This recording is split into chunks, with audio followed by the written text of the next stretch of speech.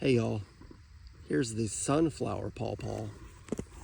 Do have a few little branches that like do some weird funky things, but we do have, focus, flower buds up and down this thing.